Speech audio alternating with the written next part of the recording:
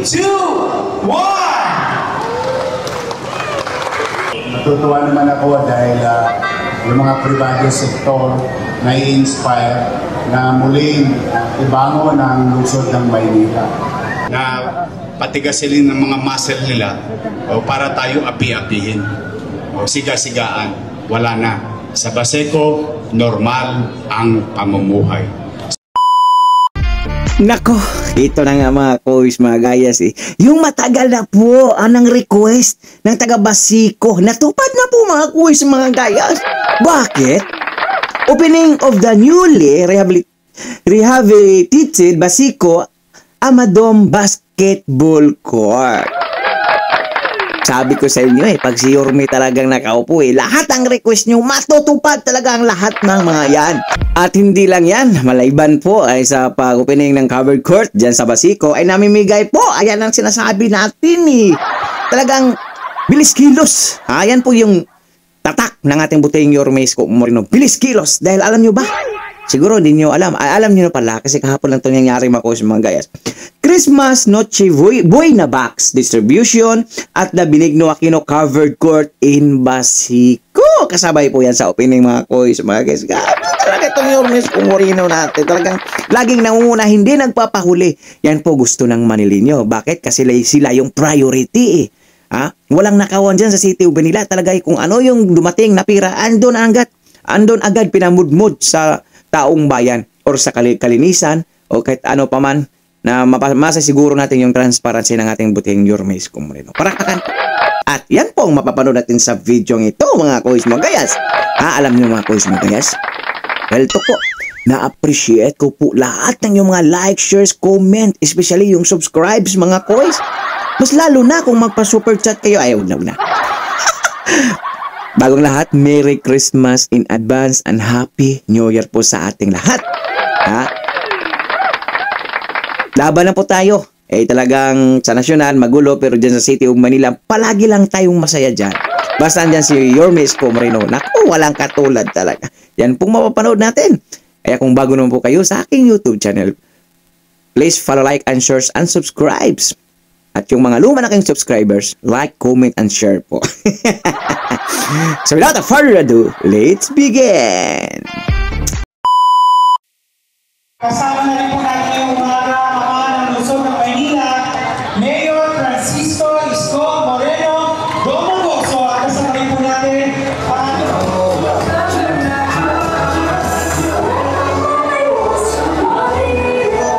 and of course, sa mga po yan ang ating muling alkalde ng lungsod ng Maynila, Mayor Francisco Isko Moreno Domingoso, Vice Mayor Chia Atienza, kasama po ang ating mga kaibigan mula po sa Dailies. Maraming salamat po. And of course, kasama po ang ating mga puting konsihal ng ikalawang distrito ng Maynila. Sabay-sabay po tayo magbilang in 5, 4, 3, 2, 1! Ayun po ay formal na bukas sa ating Amadom Basketball Court dito po sa may Baseco.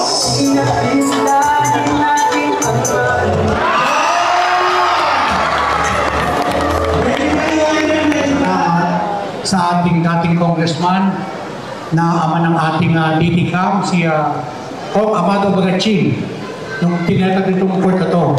Maraming salamat sa iyo, Congressman Bagachin, sa tulong ng ating engineer, Andres sa kuryente.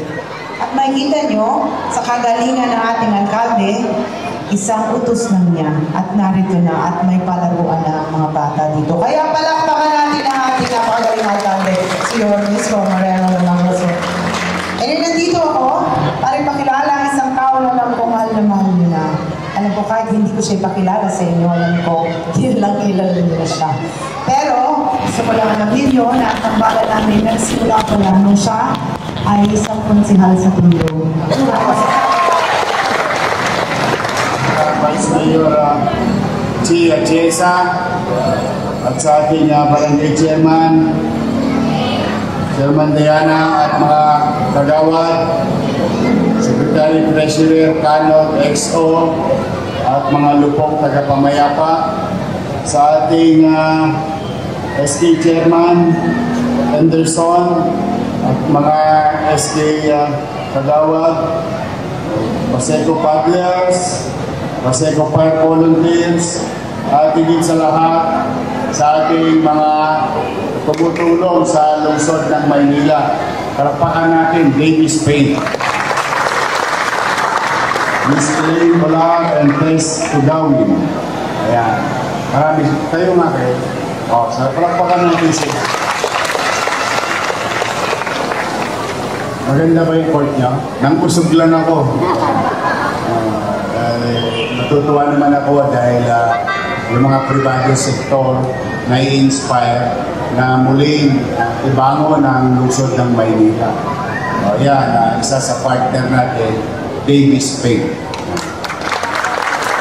Sa ating mga busihan, Monyo Panco, Baduy Espiritu, JB Hison, Tolmac Ignacio, Che Ormeo, landslide ang Yormes Joy sa Paseco.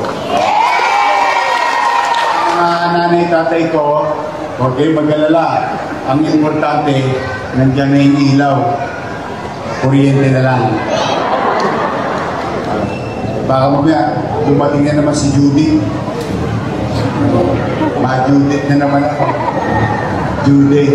Pero gusto ko kasi, chairwoman, as per request of your chairman, na kahit sa gabi, makapaglaro ng ligtas yung inyong mga anak. Kaya ang request ni chairman, kung po pwede, ay bigyan ng kuryente sa gabi. May pakiusap lang ako. Pwede ba ako makiusap? Huwag kayo sumosyo. Hindi kayo ng bili. Hindi, siyempre, mahirap ang buhay. Pero gusto ko kasi, kaya ko ito binawi, kaya ko ito inayos ulit, dahil gusto ko ibigay sa pangkalahatan. Congressman Amado Bagaching, wherever he is now, I think tutulog pa yun. Pero gusto ko ngayong umaga, makilala man lamang yung sa maliit nating kaparanan, yung mga mabuting ginawa ng ating mga lingkod bayan. Kaya, masa kayo, mga taga-Paseco, hindi ako titigil hanggang hindi tumataas ang antas ng pamumuhay ng mga Manileño sa lungsod ng Maynila. Lalo-lalo na dito sa Paseco. Piling nyo ito. Pero, may kakibat na responsibilidad ito. Wala ko ibang hiling. Lalagyan ko ito ng ilaw. Lalagyan ko ito ng kuryente sa gabi.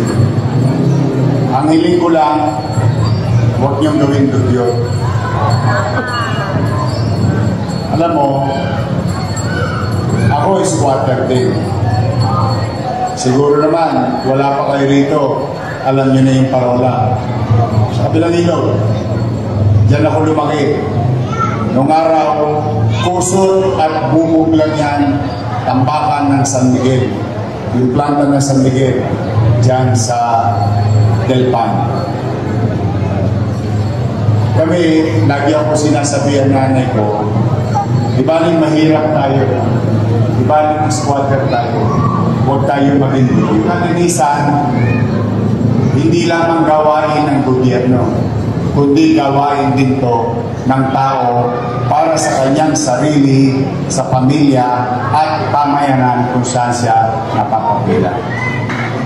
Kaya kayo, mga taga-Paseco, itaas ninyo ang inyong noo. Itamos ninyo ang inyong ilong. Kahit tayo, marami bang pango? Na kahit tayo squatter, may dignidad sa pamumuhay. Yun ang gusto kong angkinin ninyo sa inyong sarili. Tao din tayo, mamamayan din tayo. Kaya din natin maging responsable. Sa mga bata naman, mag-aaral kayong maigi. Nakita naman ninyo, napalimutan na kayo ng eskwela. Ito lang, sa buong Pilipinas, ang may sariling barangay, may sariling eskwelahan, may sariling ospital. Ano pa gusto ninyo? May sarili na kayong basketball court. Sa ibang barangay, may kasosyo lagi sa Maynila. Pero kayo, sarili ninyo. Inyo to, ang timin nyo to, pagpalasakitan nyo. You have to be responsible to yourself and to your community. Malay ninyo, sino makapag-uusga? Baka mamaya, isa dyan sa anak nyo, isa dyan sa apo ninyo, maging mayor din ng Maynila. Bakit hindi? Nangyari sa akin. Pwede rin mangyari sa pangalan. Ininyero. Tama na ang kahirapan huminto sa atin bilang magulang. Huwag na natin maipamana sa ating pangalan. Isang malinis, mapayapang pamayanan dito sa lungsod ng Maynila, lalong-lalo na dito sa loob ng Paseco.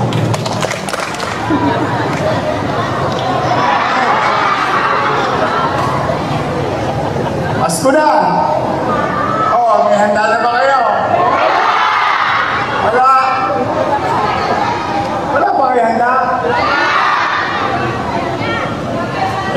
Wala din ako eh.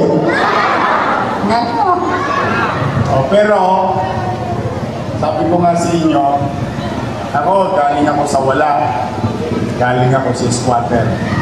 Alam ko paano maging mahapdi ang tiyan kapag walang laman. Si Suma at Galema nag-aalip. Paikot-ikot sa tiyan mo. Wala namang laman. Tinitira pa ng mga bulate mo. Alam ko kung gaano masakit sa puso at isipan na wala kang mapakain sa anak mo sa mga importanteng araw. Kaya kahit nagipit tayo, pinipilit kong mairaos ang ating lungsod. O ngayon, magpapasko. Okay, mag-alala, walang magugutom sa Maynila. Para kahit paano, itabi nyo na ha. Yung iba, pwede nyo nang tirahin mamaya. Pero yung iba, itabi nyo na. Para pagdating ng 24, sama-sama kayong pamilya. Kakain sa hapag. Kahit paano, may spaghetti man lamang, may karne norte man lamang, may mapagharimunan at magdiwang ng Pasko ngayong 2020.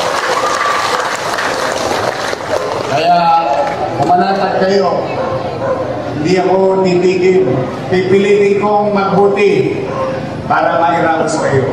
Isang gusto ko lang, maging responsable kayo sa inyong sarili, sa inyong pamilya, sa ating pamayanan. Gawin natin malinis itong lugar natin. Ulit-ulitin ko. Hindi masama maging squatter. Hindi masama. Hindi dyan nakikilala ang pagkatao natin. Nakikilala ang pagkatao natin kung paano tayo makitungo sa kapwa, maging responsable sa sarili, sa pamilya at pamayanan. Kaya, umasa kayo, mga taga-Paseco at mga taga-Maynila, sama sulok.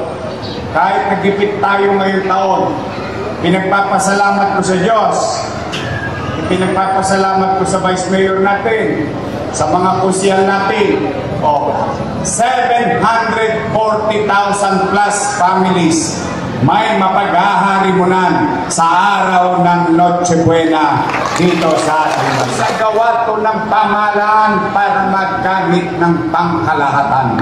Magandang araw.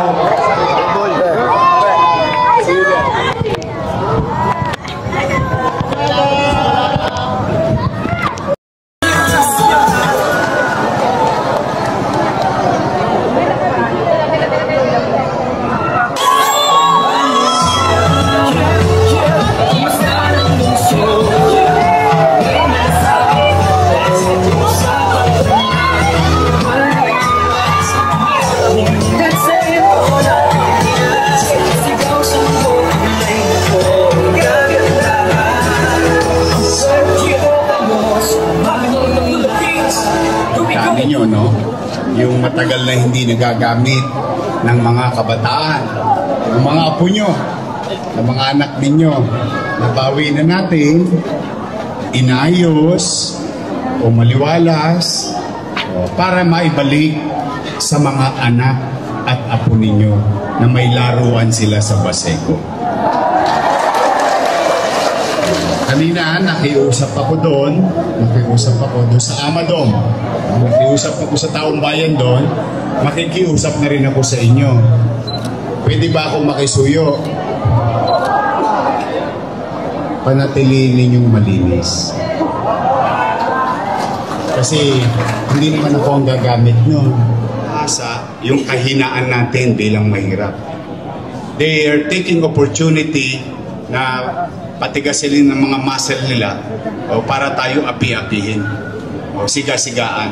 Wala na. Sa Baseco, normal ang pamumuhay. Sa Baseco, pwede kang mamuhay ng kaya. Sa salita ngayon, deserve nyo yan. Sabi ng mga akla, deserve nyo yan. Kaya magbubuti pa ako, sarili kayo ospital. Next year, ano na yan? Fully functional.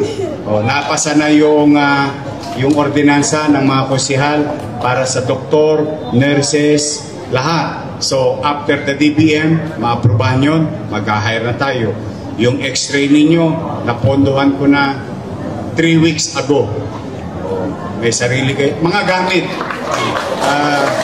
Ano yan? Talagang unti-untiin ko yan. Hindi ako titig. For the meantime, may doktor, may gamot.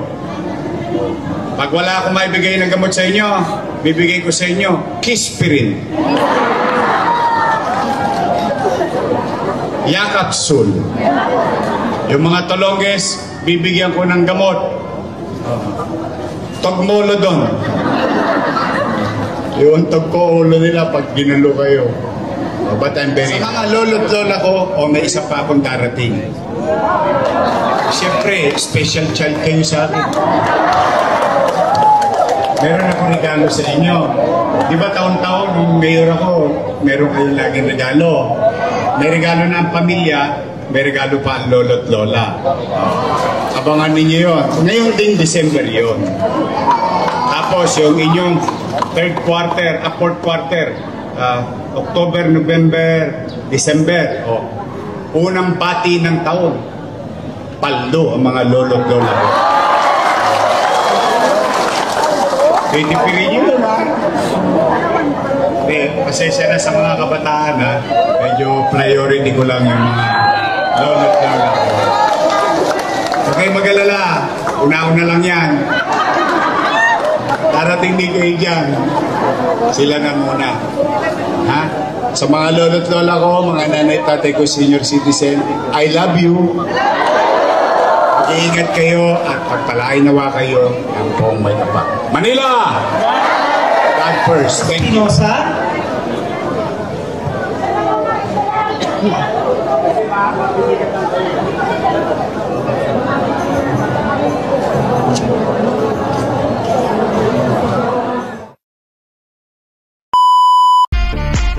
So, ayun, talagang grabe, tuwang-tuwa po yung taga-Baseco mga kuis, mga gayas. Dahil ayan na po yung request nila, natupad. Ha? Wala pong Manilinyo na nag-request ni Yorme Isko Moreno na hindi natupad. Natupad po talaga ang lahat. Kasi napakagaling po ang ating buting Yorme Isko Moreno. Walang katulad talaga. Walang katulad. Grabe. Lahat ng believe natin, andyan na kay Yorme Isko Moreno. Kaya, after mga 9 years or 10 years, sana po magiging presidente. Agree po ba kayo doon mga kuis, mga gayas?